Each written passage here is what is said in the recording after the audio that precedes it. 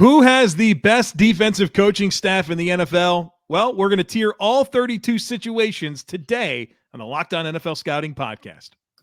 You are Locked On NFL Scouting with the Draft Dudes, your daily podcast for NFL and college football scouting. Part of the Locked On Podcast Network, your team every day. What's better than this? It's guys being dudes here on the Locked On NFL Scouting Podcast. We're the Draft Dudes. I'm Joe Marino from Locked On Bills. He's Kyle Crabbs from Locked On Dolphins. And we are your NFL experts here with you daily to talk team building across the league on the Locked On NFL Scouting Podcast with the Draft Dudes, part of the Locked On Podcast Network, your team every day. We'd like to thank you for making Locked On NFL Scouting your first listen every day. And of course, a big welcome and shout out to our everydayers. You know who you are. Those of you who never miss a single episode, we appreciate y'all being here very, very much. Today's episode is brought to you by LinkedIn. LinkedIn Jobs helps you find the qualified candidates you want to talk to faster. Post your job for free at linkedin.com/LockedOnNFL. That's linkedin.com/LockedOnNFL to post your job for free. Terms and conditions apply. Joe, we missed it over the weekend, but I do want to wish you a belated happy Bobby Bonilla Day. Oh, thank you. Just a legendary day on the calendar every year in the summertime for baseball. A contract of a $5 million salary that was deferred across 25 years, longer than 25 years. Something crazy, to the tune of, he got 5x the amount of money to extend it out. Yeah. So he gets the ultimate finesse. It's beginning of July, he gets $1 million from the Mets. It's incredible. Bigger finesse. Bobby Bonilla's contract or Albert Hainsworth's contract? Oh, Albert Hainsworth, man. That guy was laying down on the field. I'll never forget it. In the middle of a play. Remember that whole conditioning test snafu? Dude. Too? They did the thing where they went over what the conditioning test was that he couldn't pass. He's lucky it didn't happen today. That was right on the cusp of when that would have really been bad for him. Right. Yeah. Lord. So a couple all-time finessers at the top of the show. Bobby Bonilla getting his payout over the weekend. We're talking defensive coaching staffs, not defensive coordinators, but defensive coaching staffs, which is some of these teams are more heavily influenced by their head coaches. Some of these teams actually have their head coaches as their defensive coordinators. And then the rest is just trying to encapsulate and put into tiers as best as you can to quantify. This is not a 1 through 32. I think that's very important for us to impress here as we get started. Joe, we did it with the offensive coordinators as well. We don't want to say this is the list we name the names in is the list in the quality of the staff, but we put them in buckets, and we have 1, 2, 3, 4, 5, 6, 7, 8, 9 buckets. A lot of tiers this time. A little bit more robust on the offense than the offensive side of the ball. So the top tier is the same, however. It's the God tier. These are the ones that you feel really good about if you have a coaching staff that has this person as a pillar to it. And now we begin.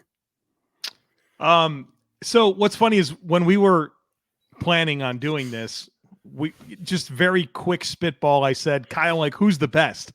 And you said Bill Belichick. And I said, come on, man, it can't be him. And then you're like, well, let's look at the resume. And like, you think the resume is good, but it's even better than you think it's going to be, man. Just right.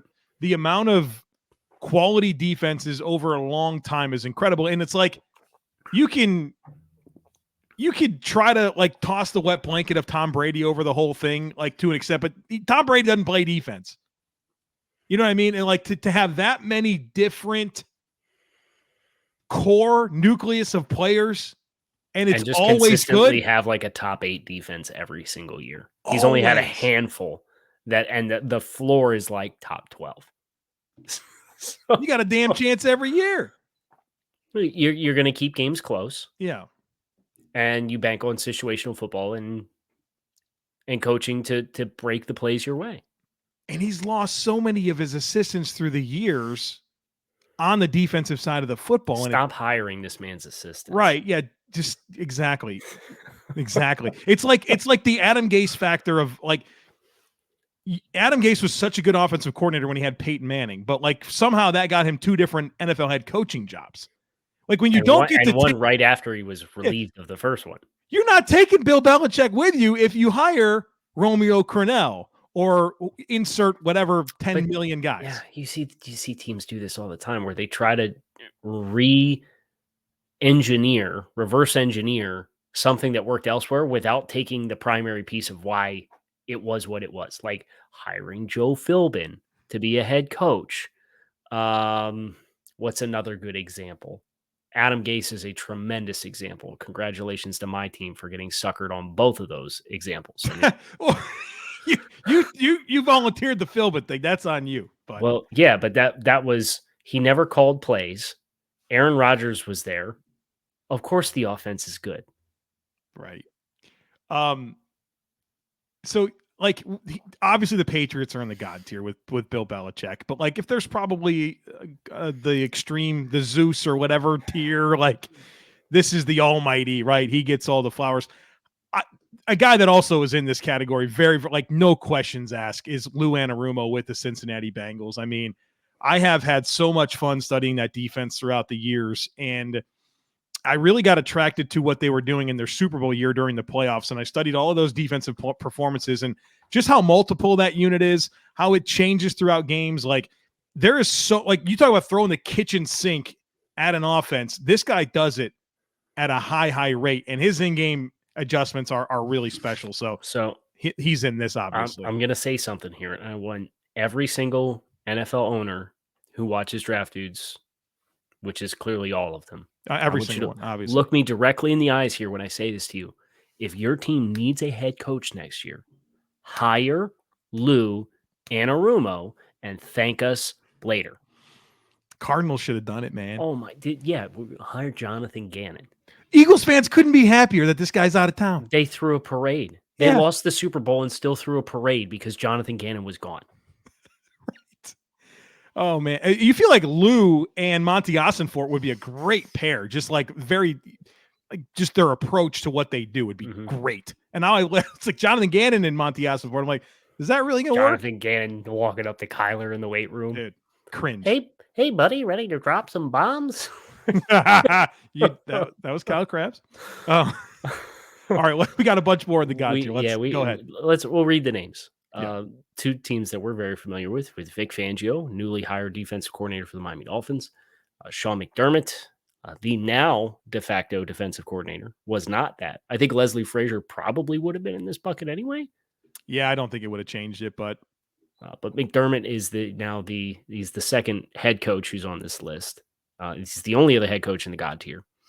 Dan Quinn with the Dallas Cowboys, Wink Martindale with the New York Giants, and Steve Spagnuolo, the other long tenured defensive coordinator. I mean, everything below the God tier is 2020, 2021, 2022, 2023 hirings.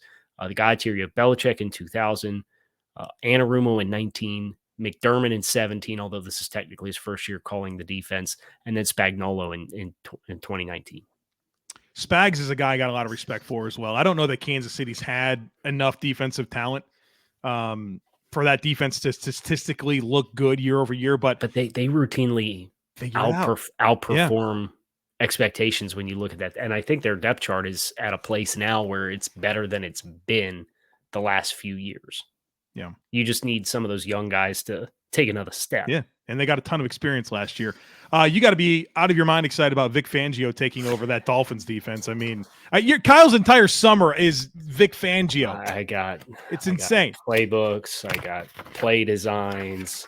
That's why Kyle bought the new pack of pens, is because he had to chart all these plays. Yeah. So, I mean, this is all cover 3, and now you're into this is a cover 6 section here. I've got sub 8 and 9, which is weak buzz, cover 3 with strong safety rotation and roll luggage and Zeus and their zero package, and they got a sim pressure package, which is really I got it. So yes, needless to say, as excited as I was about the Shanahan offense last year with Mike McDaniel, I'm in the same shoes this year with Vic Fangio.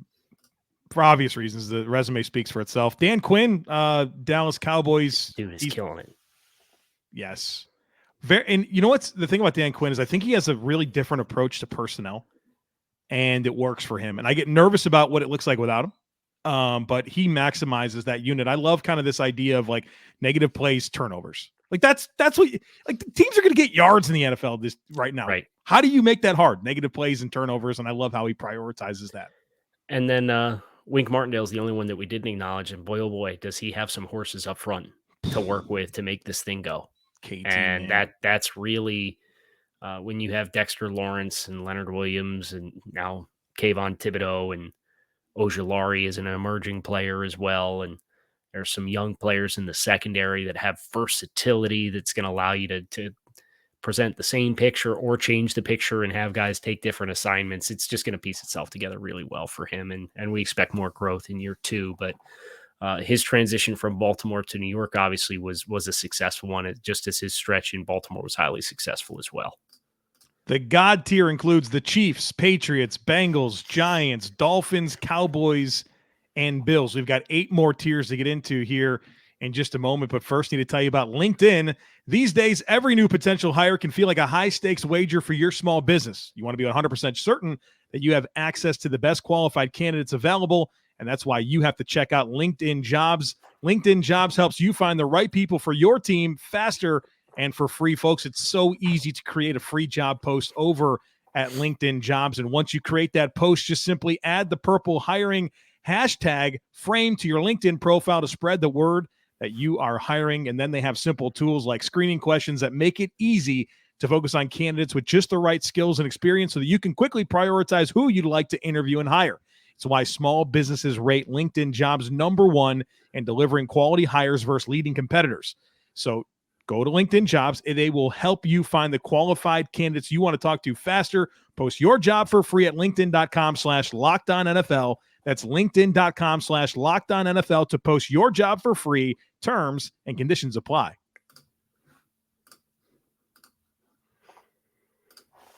Thank you for not quick snapping me on the read today. I don't know if you noticed, you quick snap me. You quick snap me on Thursday night, and then you quick snap me again on our offensive coordinator recording. I feel like nothing has changed with my process, so I don't know what you mean by that, but let's not throw any more shade at Joe, and let's talk about the Hall of Very Good.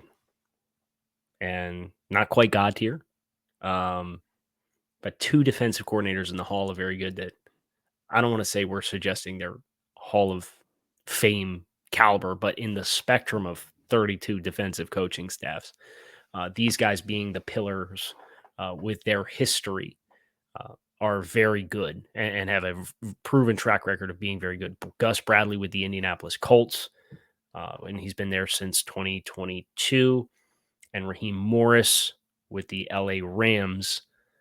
They played admirably last year too, I thought, with a lot of undesirable players getting high volume opportunities last season. So Gus Bradley, Raheem Morris, kind of a bucket of their own just because they have proven track records and they're not new with a new team. I could see Raheem Morris getting another chance to be a head coach. You know, and that maybe came much better prepared for it too.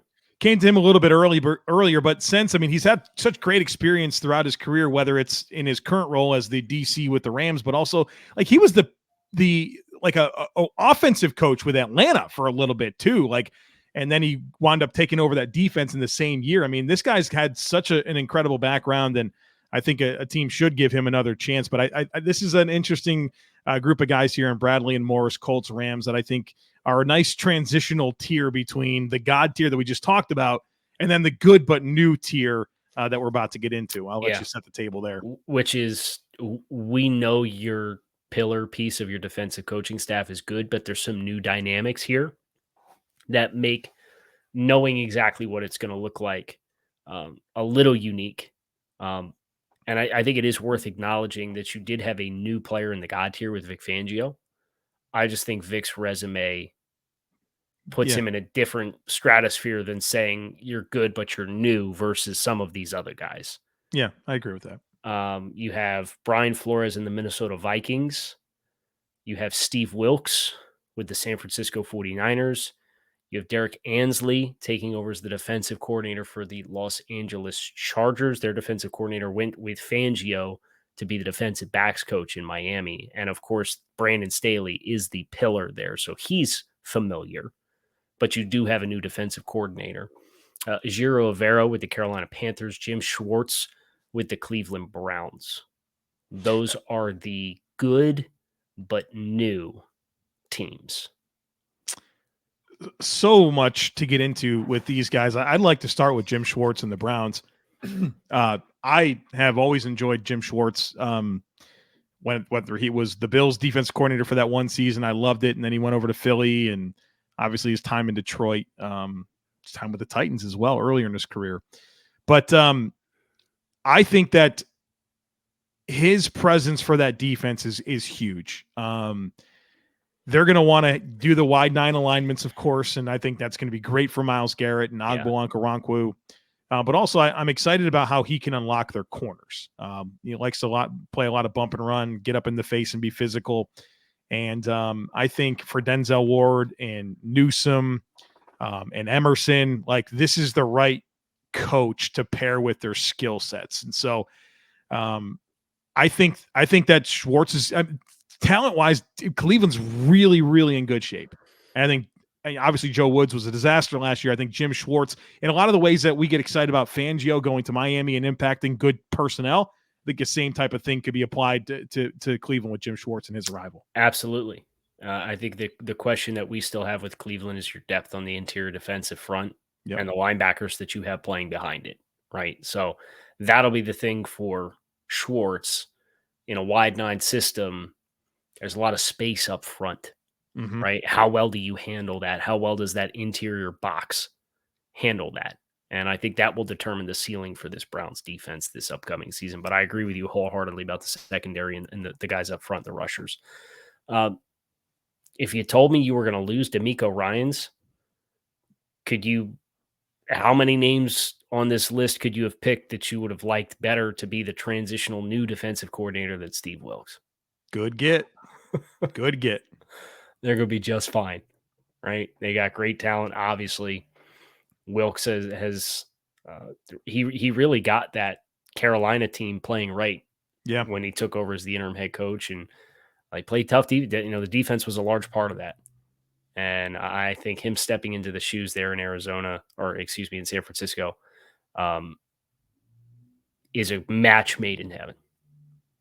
I really like Jairo Avero going to the Carolina Panthers, coming over from Denver. He's widely viewed as one of the bright young defensive minds. He had some head coaching interviews, and I think Carolina's kind of counting on him only being a one-year thing.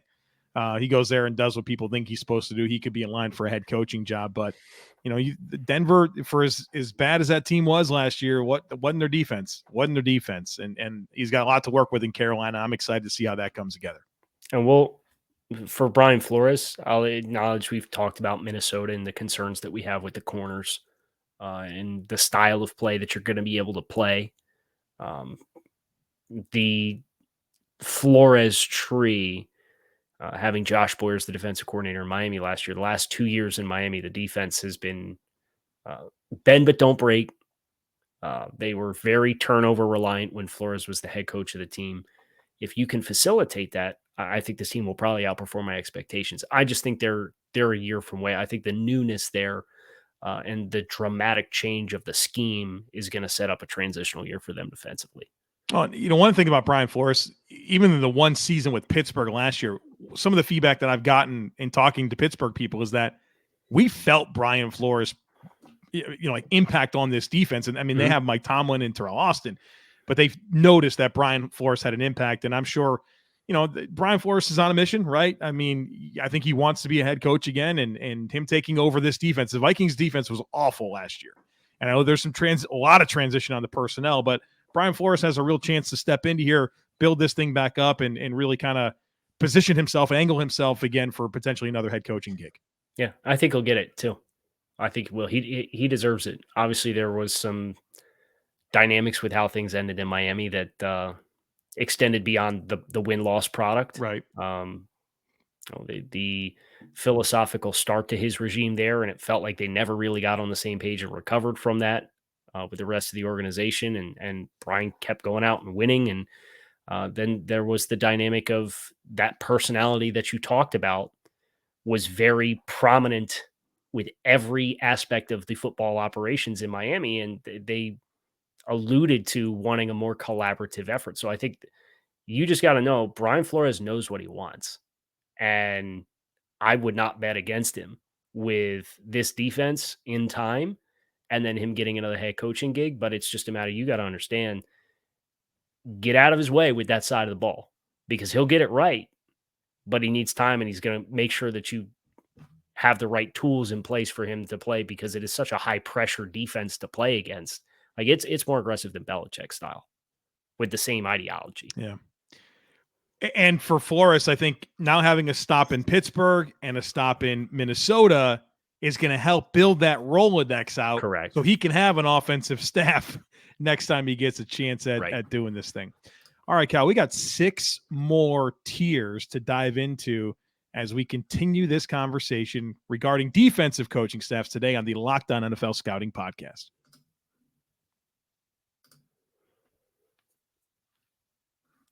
The good news is we have 6 more tiers, but I think we've covered about half the league. Yeah. In the first 2 sections. This breaks down pretty. We've done 14. So yeah, we'll be fine. Well, we have the who knows tier. There's not a whole lot to say, right? Yeah. So we'll get there. Well, our next tier, I'm going to say the names first. I think that's a fun twist for this tier. Jeff Ulbrich, New York Jets, Shane Bowen, Tennessee Titans, Casey Rogers / Larry Foote, Tampa Bay Buccaneers, and Terrell Austin, Pittsburgh Steelers. Joe, this is your head coach is killing it tier. Right. In a good way. In a good way. Yes. Correct. Yes. But your head coach most certainly has a heavy hand for the New York Jets, the Tennessee Titans, the Tampa Bay Buccaneers, and the Pittsburgh Steelers with their backgrounds in versus these defensive coordinators and their impact with their respective teams. How happy is Robert Saleh to get that Jets defense turned around? Like the worst defense the Jets ever had his first season to, okay, all right, that's why you got this gig. You know, and that's got to be tough, man. Your defensive minded head coach and your defense isn't good. I lived that. Rex Ryan, right? A couple years in Buffalo, right? That's not good. That's not where you want to live. So obviously high expectations for them entering this next season, but that's exactly what we're talking about. Todd Bowles with the Tampa Bay Buccaneers. Like, I mean, that guy has put together some of the most masterful game plans in the highest leverage moments. It's good for him, right? But he's the head coach, and you know these defensive coordinators, they actually have the only team in the league with co-defensive coordinators. Mike Vrabel, man, he's been able to get so much out of the Titans, and you know I don't know that they've had a lot of stability with their personnel on defense since he's been there, and he gets a lot out of them every single year. And they just gave Shane Bowen the title, right? They were like reluctant after Dean Pease left. They're like, okay, it's got to be the right guy. And they finally give him the label. So. Yeah, I mean, a very clear theme here with this tier. What I really like about the vast majority of this list, AK 3 out of 4, Bowen with Tennessee, Rodgers in Tampa Bay, and Austin with Pittsburgh, is they're all long tenured with their respective team with long tenured coaches, right? Yeah. About Austin and Pittsburgh since 19. That Rodgers Foot combo, they've been there since 19, and Shane Bowen's been linebackers coach from 18 to 20. Yeah, was his most recent previous gig. So all with the same team, kind of coming up with the coach in the same pipeline. I think there's a lot of merit to that as extensions of that respective coach in the hand that they have. Yeah, being through scenarios together, being able to say, okay, we saw this 3 years ago. We can go back to these ideas. That's a big deal. Our next tier is good, but only in theory for a slew of reasons. Sean Desai with the Philadelphia Eagles, good in theory because he's never actually been a defensive coordinator before, but he's off the Fangio tree. He's very, very, very well regarded. He was the associate head coach for Seattle last year. You have Vance Joseph with the Denver Broncos, and you have Patrick Graham with the Las Vegas Raiders. And those last two, Joseph and Graham, You ask people around the league, you're going to get the most glowing reviews of both Vance Joseph and Patrick Graham. But then you look at the resume, and defensively, statistically, these aren't particularly good defenses. And you're sympathetic to Vance in Arizona and Graham in New York with the Giants in the early portions of what this buildup has been. They haven't had talent the last few years. So you're sympathetic to that. So you hear all the good things. You recognize how well respected they are, and they do good things conceptually. But what they have to show for it to this point, because they haven't necessarily had talent. Now you're optimistic for Vance Joseph back in Denver this year. I don't feel particularly good about Patrick Graham with the Raiders, but that's neither here nor there. That's why they're good in theory. Yeah. Got to have players, man. That helps. Adam Gase is a lot better coach when he had Peyton Manning as his quarterback. Funny how that works. It's weird. The next tier is growth expected.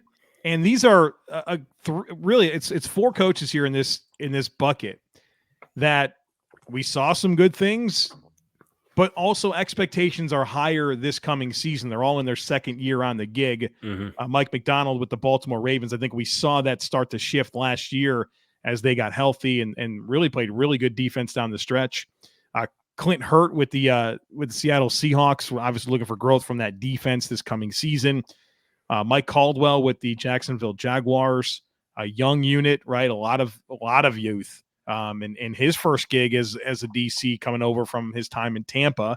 And then, of course, Alan Williams with the Chicago Bears, the understudy of Matt Eberflus. And they were together in Indy.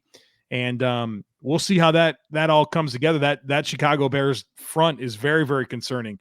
Obviously, invested a lot in the linebackers and in the secondary the last couple of years. But, do they have the horses up front for that defense to be competitive in a year where there's a lot of growth expected from the Chicago Bears? Our next tier is a familiar one from the offensive coordinator series, which is put up or shut up. We got Washington, Detroit, and Green Bay. Jack Del Rio, Aaron Glenn, and Joe Barry. I've heard Packers fans complain about Joe Barry seemingly weekly. Yeah. Because they got so much to everybody's a first round pick on the defense. Right. They do have crazy talent. Now, Aaron Glenn, you're enthused by what the back half of the year looked like when they made some defensive coaching staff changes, but he's been there since 2021. I think we've looked at the depth chart defensively for Detroit, and you see some really nice improvements, but they're young players for the most part. You obviously have Chauncey Gardner-Johnson coming in. I think that's a huge add, but Brian Branch, Jack Campbell, like they have some meaningful players that are probably going to play a lot of snaps for you. How quickly you get those guys up to speed is probably going to be pretty critical for how this Detroit Lions defense looks. And then obviously everything in Washington is put up or shut up with new ownership coming in. It just changes the dynamic because there's people that spent a lot of money to purchase this football team who have had no say in anybody's presence in the organization to this point in time. Tough place to operate there, right? Yes. It's why Doug Marrone resigned as head coach of the Bills. Said, these guys didn't hire me. New ownership, I'm out of here. All right, next Just year. had to throw in Doug Marrone and Adam Gase digs. There's been a Rex Ryan July. dig, Joe Philbin. Yeah, it's all happening It's a today. This is July show. The next tier is I think your head coach will kill it. We got 2 coaches. In a good way. Yeah, in a good way, because you got really good defensive-minded head coach, one of them being Houston Texans with Matt Burke. Obviously, DeMeco Ryans the head coach there. Kyle does not a big speaking of Adam Gase, not a big Matt Burke guy, but obviously DeMeco Ryans and what he was able to do over with the 49ers and how quickly he ascended to being an NFL head coach and got some young talent as well over there in Houston to work with. The other one here in this category is the New Orleans Saints. Joe Woods coming over from Cleveland as the DC after they had Nielsen, who went to Atlanta, and they parted ways with Chris Richard. Those guys were like their DCs last year. Now it's Joe Woods, but is it really just Dennis Allen, right? Was their defensive coordinator that got promoted to head coach. And certainly Dennis Allen's had a good career as a defensive coordinator, yeah. right? But not necessarily his head coaching resume hasn't been good. But When you look at it through the lens of defense, I mean, that's gonna elevate a guy like Dennis Allen. Then we have two coaches in the who knows bucket. Atlanta with Ryan Nielsen, who you mentioned, a co-defensive coordinator last year in New Orleans, now has that solo gig for a unit that has a lot of spending. Yeah. They brought a lot of people in. They've spent a lot. You can kind of tell this Atlanta team is expecting to be highly competitive this year after consecutive, 7-win seasons, I think their first 2 seasons under Arthur Smith. So a little bit of pressure there. And as a co-defensive coordinator last year. And then Nick Rallis in Arizona with the Cardinals was the linebackers coach in Philly the last 2 years and don't have a lot to work with. So it's what expectations can you possibly have? Who knows? And that's why he's in that bucket. We did the thing, Kyle. We did the thing. I'm sure everybody agreed with it, right? Nobody's mad. There's no polarizing opinions there or anything that we said that upset anybody in any capacity. But we hope you guys enjoyed the run through the defensive coaches across the league. I'm Kyle Crabbs. He's Joe Marino. We are Locked On NFL Scouting with Draft Dudes. Make sure you find us on YouTube or wherever you listen to your favorite podcasts. But we are out of here. Enjoy the rest of your day. We'll be back to talk to you all again tomorrow. Peace.